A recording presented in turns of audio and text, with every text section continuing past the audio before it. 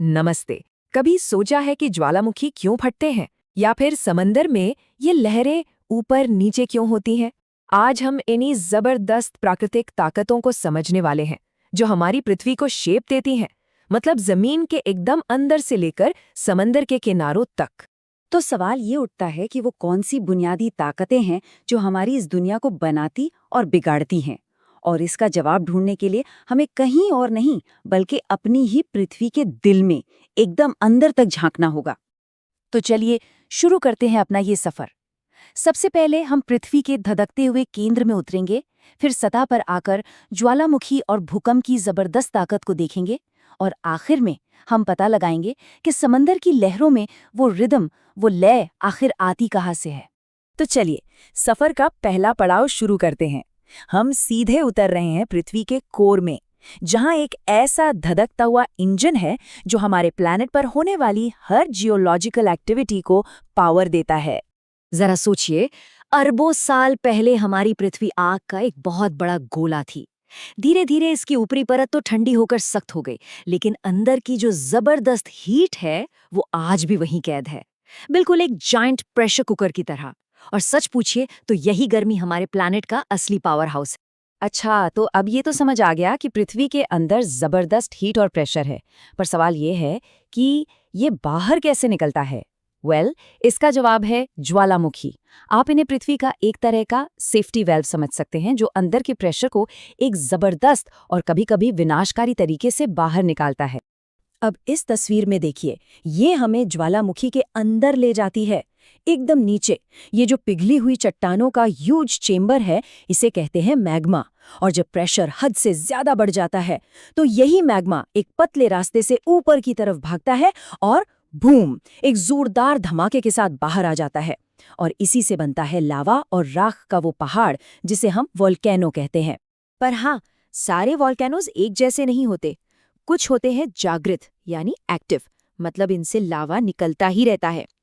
फिर आते हैं सुषुप्त यानी डॉर्मेंट, समझ लीजिए कि ये सो रहे हैं पर कभी भी जाग सकते हैं।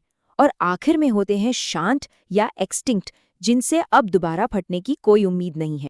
पूरी दुनिया में ऐसे कई फेमस वोल्केनोज हैं। सोचिए इटली के विसुवियस के बारे में, जिसने पूरे के पूरे पोम्पेई शहर को राख में दफना दिया था, या फिर जापान का वो खूबसूरत फूजियामा। ये सब हमें यही याद दिलाते हैं कि हम एक लिविंग ब्रीदिंग प्लैनेट पर रहते हैं। तो ज्वालामुखी तो एक तरीका हो गया पृथ्वी के अंदर का प्रेशर रिलीज करने का, लेकिन तब क्या होता है जब यही प्रेशर चट्टानों के अचानक खिसकने से निकलता है?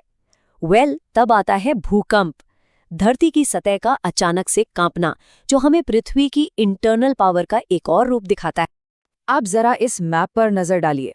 ये दिखाता है कि इंडिया में भूकंप का खतरा हर जगह एक सा नहीं है। ये जो गहरे रंग वाले इलाके हैं, खासकर हिमालयन रीजन, ये सबसे ज्यादा रिस्क पर हैं। यहाँ जमीन अक्सर हिलती रहती है। और वहीं दूसरी तरफ सेंट्रल और साउथ इंडिया के कुछ हिस्से काफी हद तक शांत हैं। लेकिन ये सिर्फ मैप पर बने रंग या लाइनें नहीं हैं।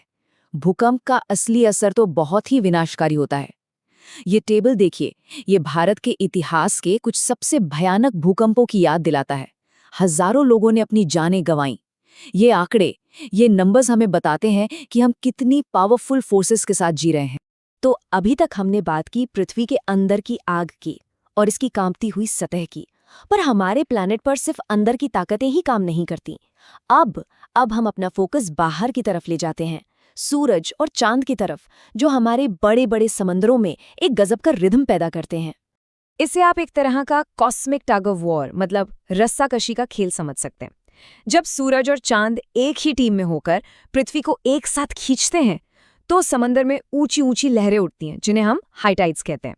लेकिन जब वो ऑपोजिट टीम्स में होते हैं और अलग अलग दिशाओं में खींचते हैं तो उनकी ताकत बढ़ जाती है और हमें मिलती हैं छोटी लहरें, यानी लो टाइड्स। ये सब बस ग्रेविटी का खेल है। अच्छा, तो समंदर का रिदम तो समझ आ गया, पर उसके टेस्ट का क्या? मतलब आखिर समंदर का पानी इतना खारा क्यों होता है?